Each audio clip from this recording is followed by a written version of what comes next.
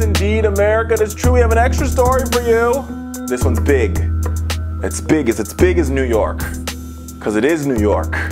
Yes, indeed, America, it's true. After years of half-stepping, after years of not ponying up, after years of wearing blinders the size of Boeing 777s, the New York City Council, the mayor, and top prosecutors in the city of New York, all 5 boroughs, have seemed to find some common sense. Yes, indeed, America, it is true. After a lot of remarkable studies have come out that have shown that marijuana arrests in the city of New York have predominantly been black and brown people, the city has decided to make a change. It's about time. It's about time. I wish we had confetti here at the Fowler Show. I would toss confetti at the camera, right? So the plan is still unwritten, and it's under negotiations.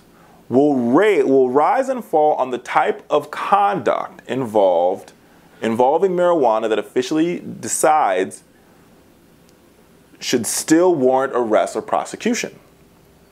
The change appears likely to create a patchwork of prosecution policies across the city's 5 boroughs and are unlikely to restrict police officers from stopping and searching people on suspicion of possession of drugs that are now legal in a number of states.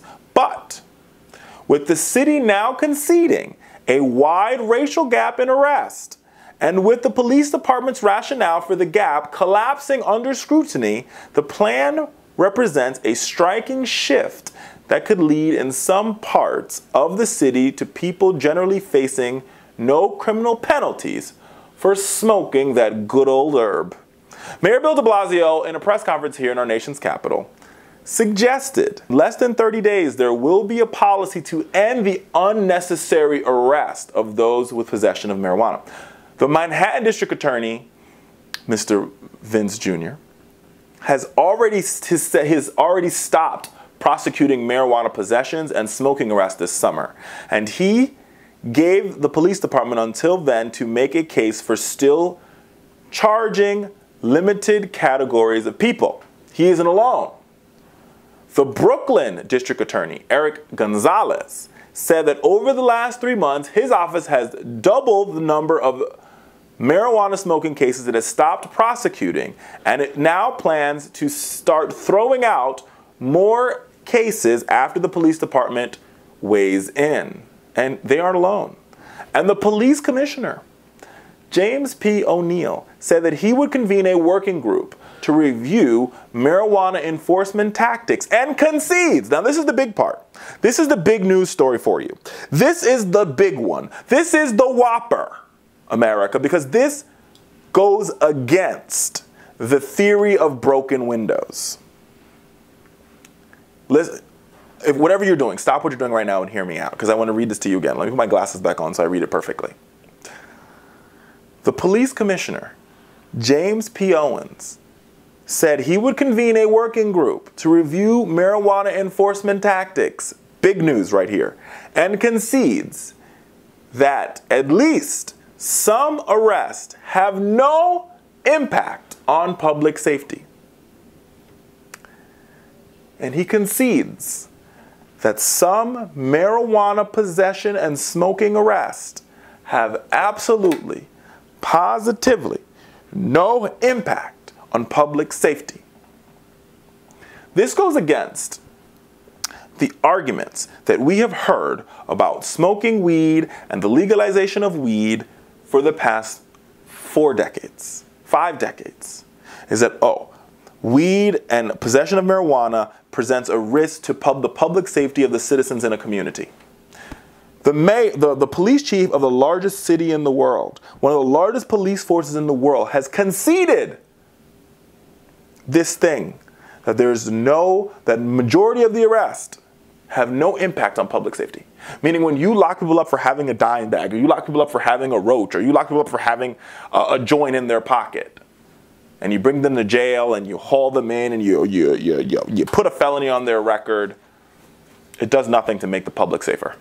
You are just literally spending taxpayer dollars, creating more felons in the system, making their life harder, and just being a public nuisance. The police department is being a public nuisance to the people. Is what he's conceding here. That's the big news out of this story. That's what's big out of this New York story. The changes are huge, and the changes are welcomed.